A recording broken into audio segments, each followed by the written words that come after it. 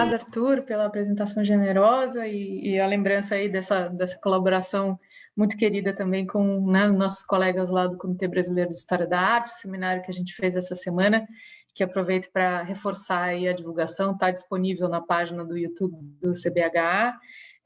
e acho que foi um momento muito gostoso, assim, da gente poder, apesar, né, dessa distância do virtual, se reunir, conversar, trocar ideia e discutir de uma maneira um pouco mais solta e enfim, dialógica, assim, as pesquisas no campo de História da Arte no Brasil. Eu fico muito feliz com esse convite da Márcia, que é uma querida também colega aí dos encontros dos seminários do Museu Dom João VI, do grupo do Entre Séculos, 19 e 20, né, que a Ana Cavalcante também faz parte, aqui junto com o Arthur, e que dá muito prazer aí sempre, né, trocar, conversar, ouvir das pesquisas. A gente se encontra aí pelo menos, esperamos voltar a nos encontrar 2 vezes por ano, pelo menos, né, nos seminários, nos colóquios, e fico muito feliz, então, de poder participar desse projeto incrível que você está coordenando aqui, né, junto ao Museu Arquidiocesano de Arte Sacra, como, né, essa parceria da Unirio com o museu, construindo aí, né, esse material de difusão, de extensão, que é tão importante, que a gente sente tanta falta e que, como disse o Arthur, né, de início, talvez o único aspecto bom dessa situação que a gente está vivendo, terrível, com tantas perdas e com tanta insegurança, né, é que a gente encontrou maneiras de continuar fazendo o nosso trabalho e difundir o nosso trabalho, chegando talvez de maneira mais efetiva, né, a quem não tinha acesso ao que a gente faz e batalha nas instituições públicas, né, por todo o Brasil. Eu fico também muito feliz de estar aqui com a Clarice, que é uma colega pesquisadora, né, que está aí fazendo também esse esforço, né, de pensar essa questão tão instigante e complexa, como colocou o Arthur, né, que é justamente esse campo da pintura religiosa no Brasil, né, essa longa história da pintura religiosa, né, eclesiástica e não eclesiástica, né, a pintura devocional e não devocional, que eu te parabenizo aí pelo esforço de tentar situar, né, esse debate. O que eu vou trazer hoje aqui é uma coisa muito pontual, né? Então, acho que até essa explosão de questões que a Clarice trouxe para a gente, eu vou pegar só um pontinho assim e puxar, né? Que mais relacionado ao campo que eu me sinto confortável aqui, que de falar de um artista que eu estudei no doutorado, que é o Almeida Júnior, né? Esse pintor formado na Academia Imperial de Belas Artes, né, mas proveniente de São Paulo, e que teve também, né, uma experiência de formação fora do Brasil, na França, com uma passagem pela Itália, pela mercê, né, do bolsinho imperial do Pedro II, e que fez uma incursão também pontual pela pintura religiosa, não devocional, né? Que é o nosso tema aqui de debate hoje, né? Eu estudei, só para situar, assim, eu estudei Almeida Júnior no meu doutorado e, sobretudo, o ciclo de pinturas caipiras do Almeida Júnior, interessada no problema que é o da renovação da pintura de história, né, que é um tema que também Arthur tratou no doutorado dele a partir da pintura decorativa, né? Enfim, esse momento da segunda metade do século XIX em que essa tradição acadêmica tão centrada na pintura de história, como colocou a Clarice, né, vai se renovando, vai se transformando e vai repensando esse gênero e até mesmo dissolvendo esse gênero em alguma medida, né, a partir de outras questões e outros problemas que vão sendo postos para essa prática artística. Eu, particularmente, me interessei por discutir a relação entre a pintura de gênero, a pintura de tipos populares, né, e a pintura de história. E, portanto, enfim, a pintura religiosa não é foco, né, das minhas pesquisas, do meu das minhas investigações, mas eu não podia deixar de passar por ela, né, na medida em que pensei um pouco, né, que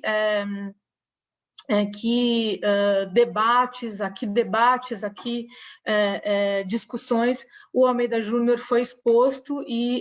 assimilou e elaborou e reelaborou, né, na sua formação europeia, especialmente na sua formação francesa, né? Então, o que eu vou apresentar aqui é alguma coisa que eu desenvolvi, venho desenvolvendo, ainda não virou texto nem artigo, enfim, em algum momento, quando a gente tiver tempo de parar e escrever, aquele sonho, né, das férias de 6 meses, que você tem todos os textos para botar em dia, eu poderia fazer isso em parceria com meu colega e amigo Fabrício Novelli, que é quem estuda a pintura religiosa, né, e orientalismo na pintura brasileira do século XIX, que está aqui conosco. A gente tem esse sonho, né, Fabrício, de fazer alguma coisa juntos também. Mas eu, enfim, trago aqui algumas questões que eu tratei de passagem no meu doutorado, em alguns textos que já foram publicados e textos que vão ser publicados aí, sobretudo pensando essa questão da renovação, né, da pintura,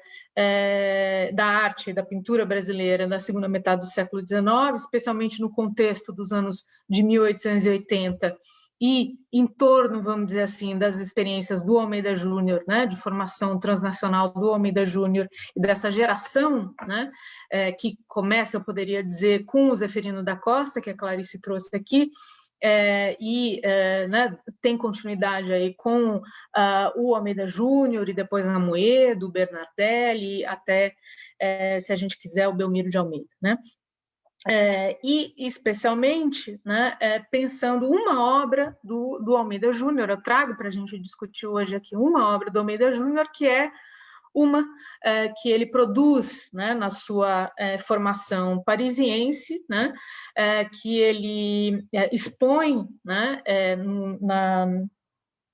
no Salão de Paris, e que ele acaba por doar ao imperador, ao Pedro II, né, como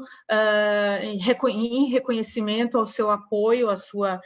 subvenção, né, para que o Almeida estudasse justamente em Paris, né, com o auxílio do bolsinho do imperador, né, com aquela esmola, né, que era, enfim, da qual se valia, né, o imperador para amparar necessitados e artistas e, enfim, cientistas, né, que necessitassem do seu auxílio para continuar a sua formação, mas também viúvas e pessoas que necessitassem da caridade, né, justamente, do imperador, né? Então, eu centrei, né, centro minha fala, e vou começar aqui a mostrar a minha apresentação, e aí vocês me ajudam também a controlar o tempo aqui se eu me estender demais, mas espero que não. Eu centro, então, minha apresentação nesta, né, que é A Fuga para o Egito, uma obra que está lá no Museu Nacional de Belas Artes, né, do Rio de Janeiro, executada em 1881, enquanto Almeida Júnior estava em Paris, né, durante a sua formação né, como pensionista do imperador, e que é, como eu disse, doada, né, ao imperador no seu retorno, é exposta no Rio de Janeiro em 1882, quando Almeida Júnior retorna, né, do seu período em Paris, e depois é exposta mais uma vez em 84, quando da exposição geral, né, de Belas Artes daquele ano, né? Uma exposição que eu considero fundamental, e acho que Clarice também aqui demonstrou, né, e Fabrício é alguém que está estudando isso muito detidamente, fundamental para a gente pensar esse processo de transformação e renovação, e especialmente no campo da pintura religiosa não devocional no Brasil, né? Essa pintura, então, Fuga para o Egito, né, que é realizada, como eu disse, em Paris, né, pelo Almeida Júnior. É uma obra que não é uma obra de concurso, né? Não é uma obra de concorrência, né? A prêmio, a premiação ou prova acadêmica, mas sim uma obra que é uma obra de salão, né? Que a Almeida Júnior faz ainda no seu processo de formação, mas já como um artista pleno, enfim, desenvolvido, né? E que vai experimentar, digamos assim, né? Dentro dos gêneros tradicionais, né? Estabelecidos no campo, vamos dizer assim, né? Da pintura feita, né, no ambiente acadêmico e exposta no ambiente dos salões, um tema religioso, né, que é o tema da fuga para o Egito, um tema que tem, né, uma tradição iconográfica muito extensa, né, e que Almeida Júnior aqui apresenta de maneira a entrar em sintonia, né, com o debate da renovação da pintura religiosa do período, a meu ver, né, com a questão da representação e da acuidade, vamos dizer assim, naturalista, né, e também dentro disso, né, com a referência e a voga, vamos dizer assim, né, do orientalismo. Né. Vou tentar apresentar esses problemas aqui, né, então, a partir dessa obra, né, que é, como eu disse a vocês, um tema tradicional, uma iconografia, se a gente quiser, né, muito tradicional dentro da pintura religiosa, dentro da pintura bíblica, né, enfim, é uma passagem, né, da história da vida de Cristo, né, em que ele e a sua família, né, avisados pelo anjo, fogem, né, da matança, né, das crianças e chegam, né, ao Egito nessa fuga. Né? Então, é um tema que foi tratado, né, pela pintura europeia desde do período medieval, né? Ou do final desse período, do início do Renascimento, né? Nomes desde o Giotto até o Caravaggio, né? Por exemplo, que aqui, né,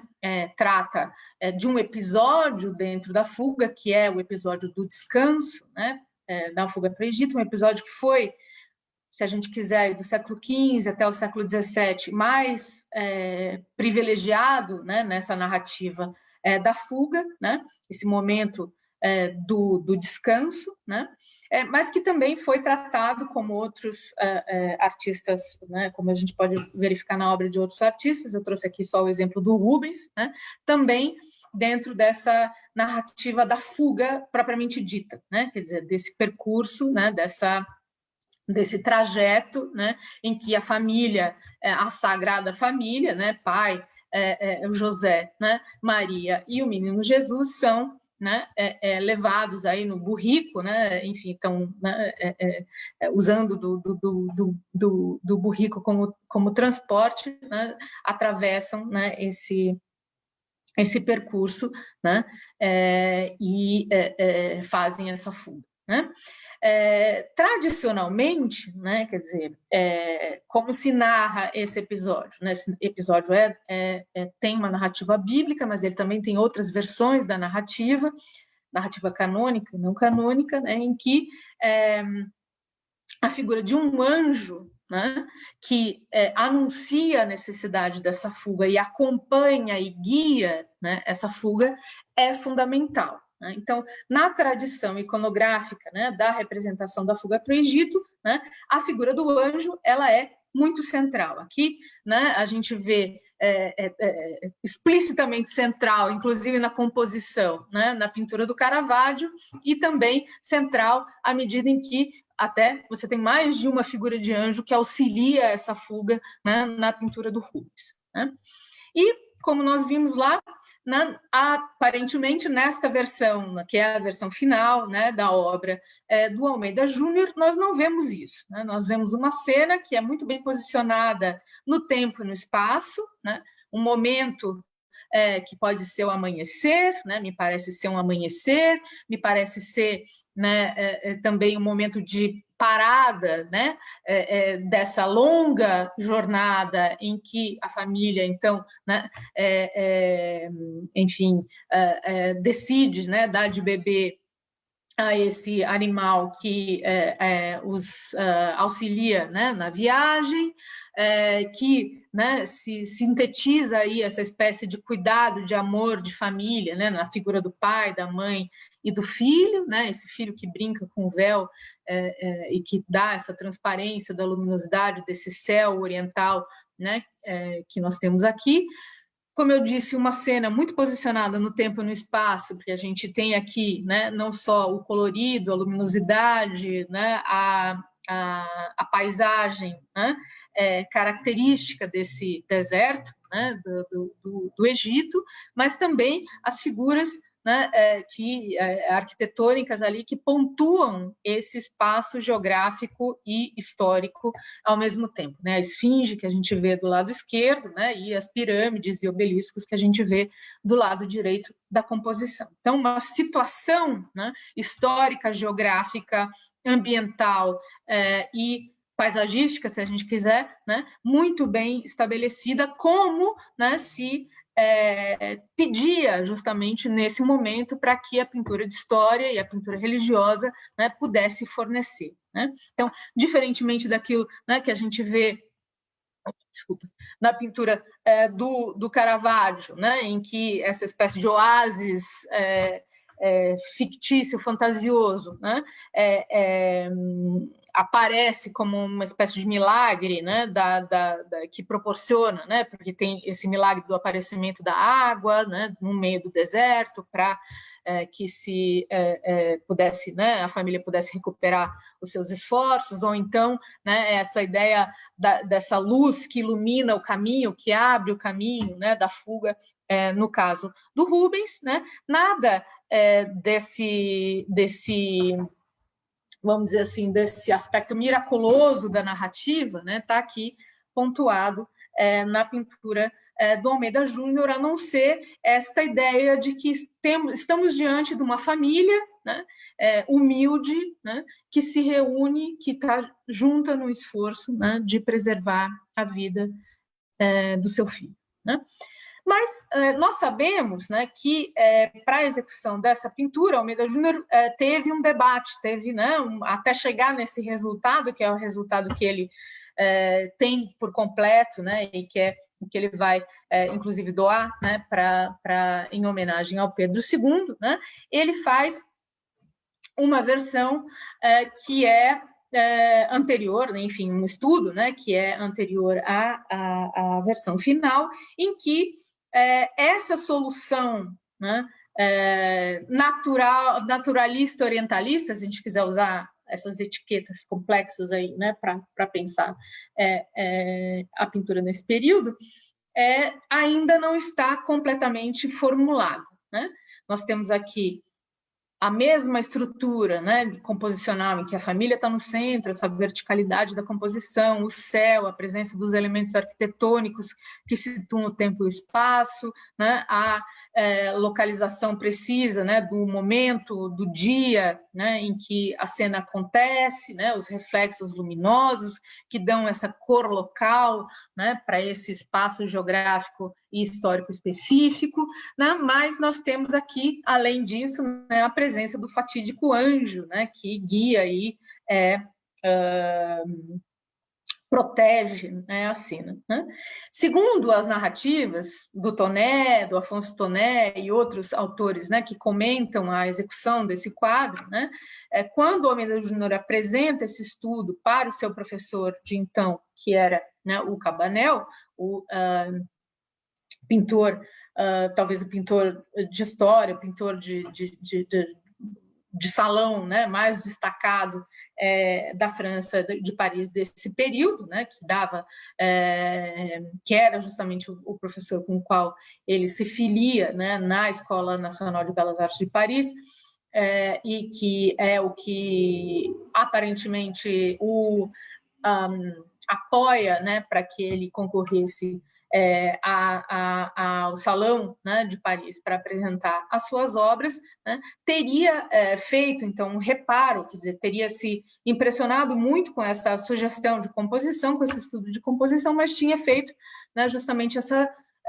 esse reparo e esta recomendação, né, de que o Almeida Júnior retirasse essa figura do anjo,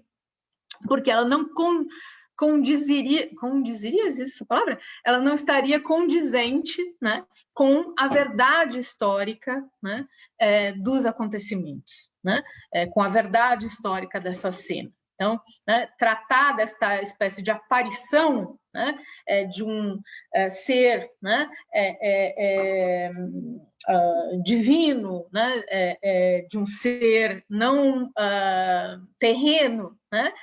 seria algo, seria entrar numa seara, né, em disputa e muito questionada, né, no debate crítico sobre a pintura de história e sobre a pintura de história religiosa, inclusive neste período, né? Por que eu estou falando isso? Porque, né, antes, logo recentemente, né, a 1881, aqui na França, né, havia acontecido uma grande polêmica em torno desta obra, né, do artista francês Jules Bastien Lepage, né, que é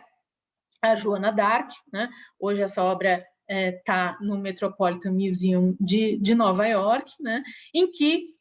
a, né, figura justamente da Joana d'Arc é representada aqui no seu momento de visão, né? De transe místico, vamos dizer assim, né, em que essa figura desse anjo soldado, né, lhe aparece e lhe convoca a proteger a França na guerra, né, contra os ingleses, né. Esta pintura do Bastien Lepage, que era um dos jovens artistas representantes, né, dessa tendência naturalista, né, da pintura de camponeses, né, ele faz aqui Joana d'Arc, uma camponesa, né, que é chamada aí, né, por essa vocação, né, guerreira, né, de protetora, para se tornar essa protetora da França, né. Bastien Lepage, então, tinha se arriscado numa temática que não é uma temática religiosa, é uma temática de uma pintura de história, né, mas a qual ele dá um componente religioso na medida em que ele trata justamente desta visão, né, deste transe místico, né, dessa inspiração sobrenatural, né, desse chamado sobrenatural que Joana d'Arc teria, né, vivido, né, para se tornar a guerreira padroeira da França, né? Enfim, na medida também que estamos falando de uma santa, né? Estamos falando aqui de uma pintura religiosa. Esta obra, né, foi intensamente criticada pelos críticos mais radicalmente ligados às tendências do realismo e do naturalismo, como, por exemplo, Zola, né, que elogia enormemente a fatura da pintura, né, a solução pictórica, né, oferecida pelo Lepage, a escolha da modelo, a escolha dessa ambientação, né, numa espécie de casebre, né, camponês, né, do interior da França, mas é absolutamente destruidor, né, quando comenta a representação dessa figura espectral, né, que está ali, das duas figuras, na verdade, espectral, que estão ali, né, no fundo da composição. Né? Aquela figura feminina, né, uma espécie de um anjo, mais de uma figura, né, que tem ali, com auréolas, né, e esse anjo armado, né, que está ali também, né, convocando a Joana d'Arc. O Zola é muito, né, crítico com relação a esse limite, quer dizer, uma pintura naturalista, uma pintura que fala, né, que deve ser verdadeira, que deve ser sincera, que deve ser, né, para usar os termos de época, né, que deve respeitar a verossimilhança, né, jamais poderia, né, figurar, né, algo que, para o Zola, está na ordem do delírio, está na ordem da visão mística, né, está na ordem do impalpável, está na ordem, portanto, do irreal. Né? E então, nesse sentido, né, que alguém, né, como o Cabanel sugere, né, eu acho que isso é o impacto, né, desse debate aí, sugere o Almeida Júnior que não entre, né, por esse caminho tortuoso, né, de tentar vamos dizer assim, fazer referência à iconografia tradicional, né, da fuga para o Egito, que traz sempre, né, o anjo representado, e, né, optasse por algo mais numa solução vinda, por exemplo, de um repertório, né, da pintura holandesa, ou de um Rembrandt, né, que concentra, né, esta ideia da fuga, né, nesta imagem da família, né, de uma família camponesa, de uma família simples, de uma família que se nucleia, né, em torno do seu filho, do seu herdeiro, né, do seu continuador aí, né, e o protege a despeito, né, de todas as adversidades e de todas as dificuldades, né? Essa ideia da família nuclear, né, do amor familiar, né, dos valores humanos e humanitários, né, que parece ser então aquilo que o Almeida Júnior opta por destacar, né, na composição da Fuga para o Egito. Né? O que eu acho que é interessante também falar a respeito, né, da Fuga para o Egito, então, que ela está nesse entrecruzamento de um debate sobre a pintura de história, a pintura religiosa e o naturalismo, né, essa rejeição, né, do aspecto simbólico e dessa iconografia, né, do divino, do transcendental, do místico, né, que está pontuada aí por esse debate que eu trouxe para vocês do Zola, né? E eu acho que ela abre, então, um contexto para a gente pensar, né, a realização de outras obras desse mesmo período, né, e como esse X da questão, vamos dizer assim, né, até permanece, ou enfim, retorna, né, em algumas produções, inclusive de artistas franceses do mesmo período. Eu trouxe só 2 exemplos aqui, né, que são o Gérôme, né, e eu acho interessante pensar essas 2 composições do Gérôme, que eu não tenho a datação, que são obras que apareceram em leilão, e que demonstram aí, né, essa ambiguidade, essa oscilação, vamos dizer assim, como representar, né, a fuga para o Egito. Né? Nessa composição da esquerda, o Gérôme, que é esse pintor, né, da pintura de história de cariz naturalista, com referência, né, muito forte ao orientalismo, quer dizer, o grande pintor orientalista francês, né, que vai fazer uma composição totalmente situada no tempo, no espaço, na geografia, né, inclusive, né, alguém que viajou para o Oriente Próximo, né, que foi para o Egito, que estudou em loco, né, essas paisagens e tem esse cuidado em reproduzir essa ambientação, né, do ponto de vista, né, dos acidentes geográficos, mas também do colorido, das texturas, né, e de tudo mais. Nessa composição da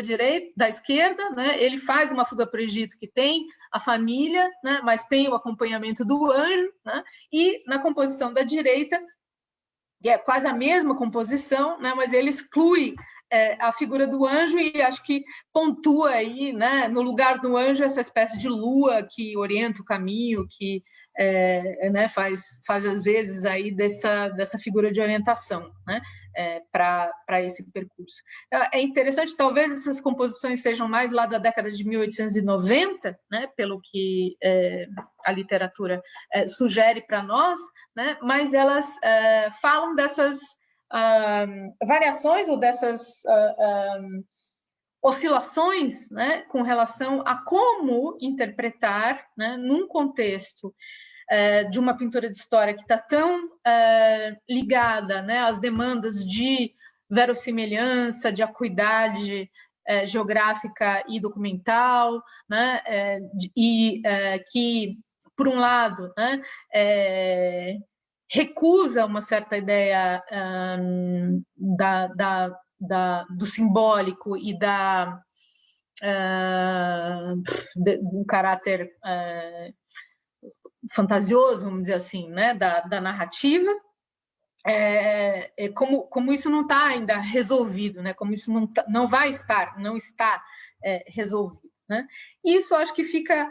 aqui um outro exemplo de Radé, né, também, né, com essa mesma, enfim, é o mesmo sabor que a gente vê, né, dessa ênfase, né, no afeto da família, né, no carinho materno, essa ideia de uma mãe, né, que passa por todas as provações para preservar o seu filho, né, ao mesmo tempo essa ênfase, né, em situar no tempo e no espaço essa cena de maneira precisa, né, fazendo referência a esse lugar, né, tão icônico também, né, que é o Egito, sobretudo o Alto Egito, o Baixo Egito, desculpe, né, onde você tem essa, enfim, a necrópole e as pirâmides, né? Bom, por um lado, né, acho que é interessante também pontuar que essa tendência, não, essa perspectiva de tratar a vida de Cristo, quer dizer, a história de Cristo, né, como história, né, e entender essa pintura religiosa como uma pintura de história que está sob os mesmos critérios, né, que toda a pintura de história está neste período, quer dizer, que deve fazer referência, né, à documentação, à acuidade da verdade histórica, né, a verossimilhança, etc. Né? Isso se dá, isso tem, né, sofre um impacto em grande parte, né, e acho que é uma referência importante para a gente pensar, né, como se transforma a pintura de história, sobretudo na França, na Europa, né, mas e aí também para onde ela se irradia, né, nesse debate, é aquilo que o livro, né, sobre a vida de Jesus do Renan, Ernest Renan, que é publicado em 1863, vai estabelecer como tom da narrativa para tratar a vida de Jesus. Né? Esse é um livro que causa uma grande polêmica, uma grande discussão, mas é uma tentativa de historicizar, né, a vida de Jesus, historicizar, né, a Bíblia, né, tomá-la como documento histórico e a figura de Jesus como uma figura histórica, né, e, portanto, dar menos ênfase, né, aos aspectos místicos, miraculosos, né, da narrativa da vida de Jesus, mas sim aos seus ensinamentos enquanto um ser humano destacado, né, um ser humano, enfim, excepcional. Né? E isso vai impactar, sobretudo, né, a pintura religiosa na França e na Europa do mesmo período. Né? Isso está muito explicitado, né, por exemplo, na série de gravuras que faz o Gustave Doré, né, que certamente foi uma referência, né, na composição do Almeida Júnior para Fuga para o Egito. Né, apesar, essa edição é uma edição de 1894, mas essas gravuras circulam antes disso, né, na década de 60. E aqui nós temos uma composição que é muito similar àquela, né, que apresenta o Almeida Júnior para Fuga para o Egito, né? Ainda que nós tenhamos aqui a presença das auréolas, né, no São José e na Virgem Maria, né? É de uma família de camponeses que foge, né, protegendo e se protegendo, né, da tirania que nós vemos aqui representada, né? E acho que isso também, né, esse sabor que eu dizia, né? De uma cuidade, né? Da representação da geografia, da paisagem, né, na representação dos corpos, na representação da arquitetura, né, que circunda, enfim, da ambientação, é algo que, né, nos chama a atenção. E acho que um outro exemplo de pintura religiosa não devocional, né, que a gente tem nesse período, e que certamente também, né, impactou a composição do Almeida Júnior, é essa pintura do Aimé Nicolas Moreau, O Bom Samaritano, que foi apresentada no Salão de 1880, portanto, no Salão do ano anterior, né, e que guarda praticamente a mesma composição, né, se trocarmos a figura do Bom Samaritano aqui pela figura da Maria, né,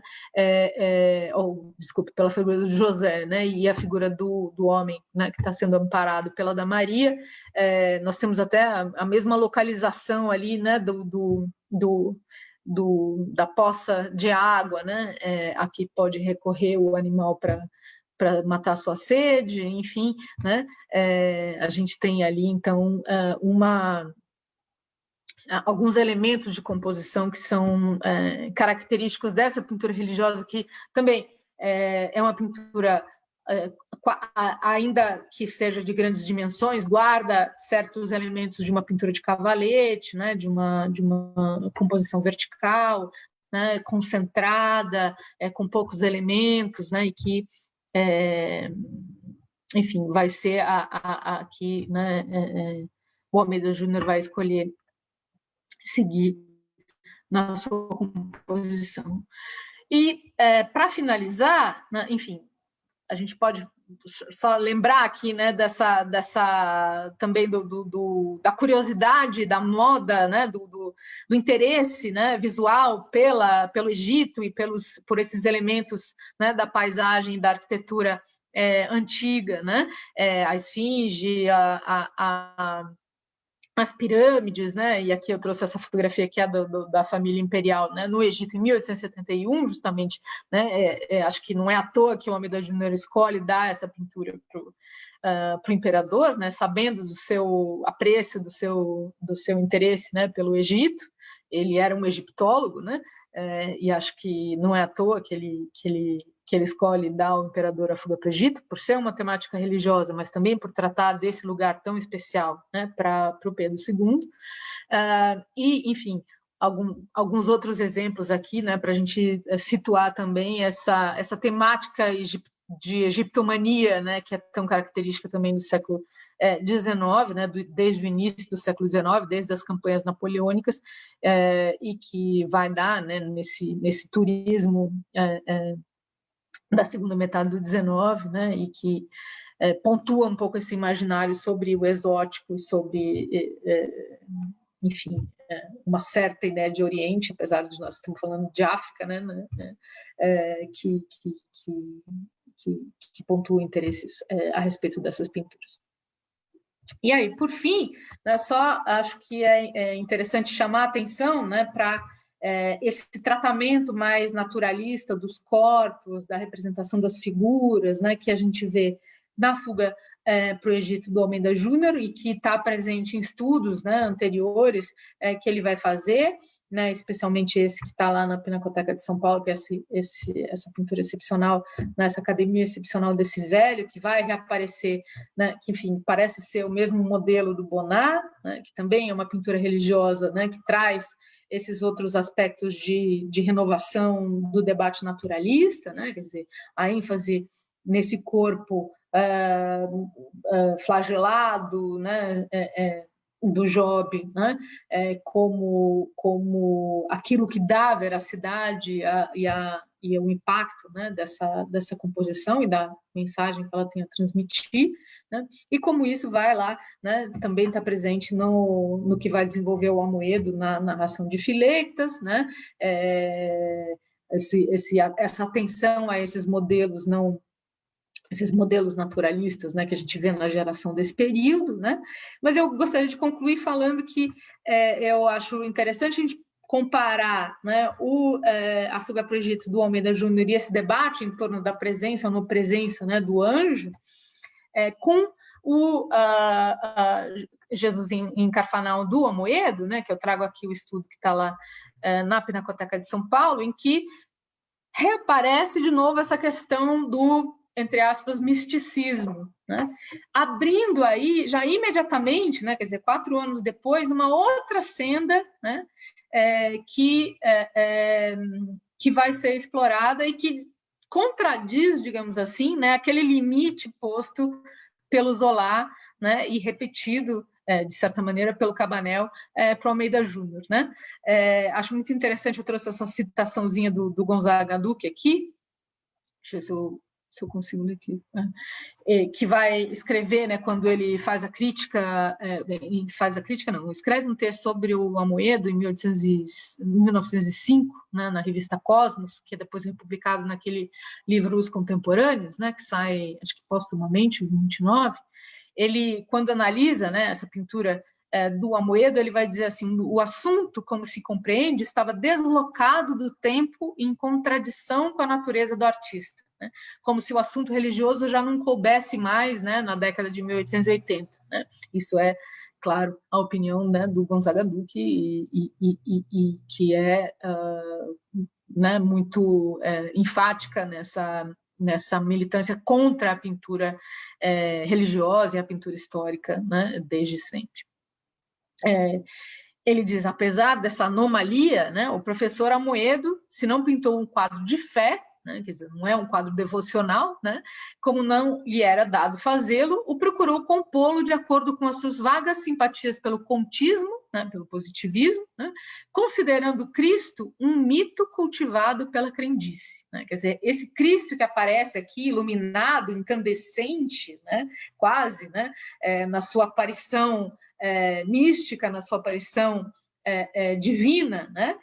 que a gente poderia comparar muito a essa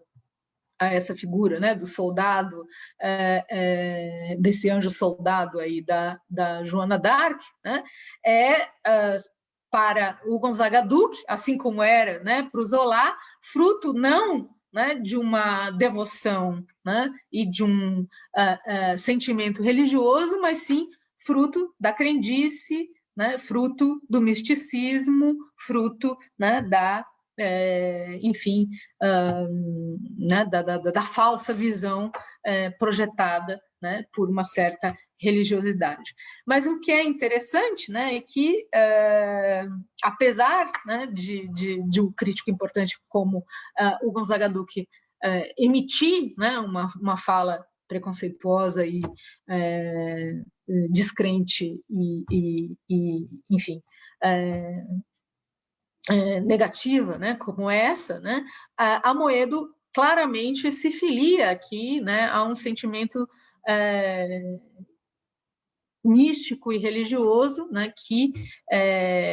a gente poderia associar aí, né, às tendências do simbolismo que serão também tão exploradas aí na pintura de finais da década de 1880 e da década de 1890 até o início do século XX. Né? Acho que era isso que eu queria falar aqui para a gente poder conversar. Obrigada. Obrigado, Fernanda. Assim, adorei a fala, assim, me ajudou a articular umas coisas assim que eu estava pensando e que tem justamente a ver com essa ideia aí do simbolismo que você trouxe no final e tal, entre aspas, simbolismo, né? Mas, enfim, eu acho que assim, mas eu queria... A gente tem uma outra convidada, né, especial, que é a Valéria Piccoli, e eu acho que talvez a gente pudesse, né, nesse momento, então,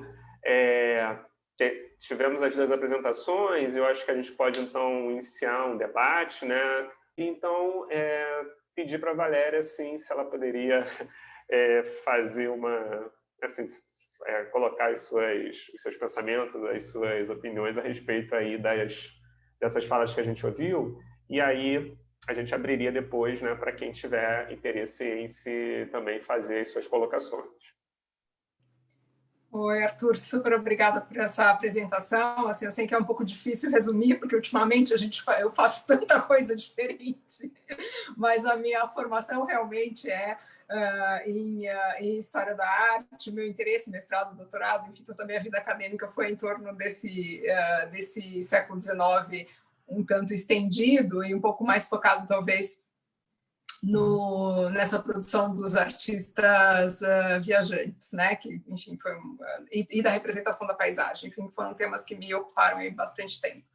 E então eu só queria reforçar aqui que é um prazer estar com vocês, ver o Arthur de novo, que faz tempo que a gente não se encontra, não é? A Márcia também, enfim, esses encontros periódicos que a gente tinha estão fazendo falta para todo mundo, né? Mas é muito bacana que a gente consiga inventar outros jeitos de estar juntos aqui. E queria agradecer também o convite da Márcia, foi muito gentil, até porque ela me colocou numa posição super confortável de ficar aqui sem ter que apresentar nada, só assistindo as minhas colegas colocando questões, né? E, enfim, o que eu achei bastante interessante, assim, que me chamou... enfim, que me chamou a atenção, me colocou uma série de questões aqui quando eu estava ouvindo a Clarice e a Fernanda falarem, eu acho que tem a ver... E também, assim, uma colocação importante que o Arthur fez depois da fala da Clarice, que tem a ver com, não é, esse século XIX que é tão cientificista e que começa a fazer essa separação definitiva, né, entre Estado e Igreja, enfim, que começa esse século que sequer é tão mais laico, né, do que, enfim, do que a história tinha sido até então,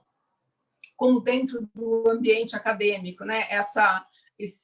narrativa religiosa é colocada dentro do contexto da história, né? Como um componente da cultura, como a mitologia, como os acontecimentos históricos, mas, ao mesmo tempo, como isso também está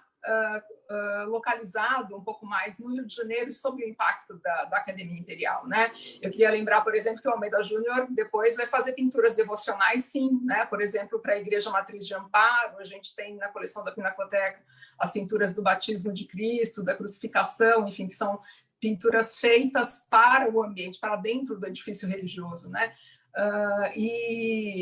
Enfim, como essa sobrevivência em outros lugares que não sejam a academia, como essa sobrevivência da pintura devocional ainda tem grande importância, né? Eu queria lembrar, por exemplo, a figura do Miguelzinho Dutra no interior de São Paulo, né? Que é um artista aí que ao longo de toda a primeira metade do século XIX está produzindo, construindo igrejas, decorando igrejas, enfim, continuando de certa forma uma prática que tem a ver ainda com essa tradição, enfim, que vinha da época colonial no Brasil, né? Então, o que me chamou bastante atenção enquanto eu ouvi as duas colocações é o quanto essa pintura religiosa de salão, né, como a Fernanda chamou a atenção, como isso está ligado, de fato, a esse ambiente do Rio de Janeiro e ligado a esse impacto da Academia Imperial, mas que, de alguma forma, essas sobrevivências da pintura devocional em outros lugares, né, que não esse centro,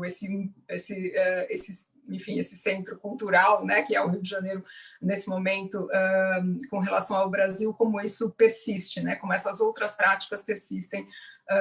onde o impacto da academia não é tão presente, né? Então, enfim, foi isso que eu fiquei pensando, assim, em outras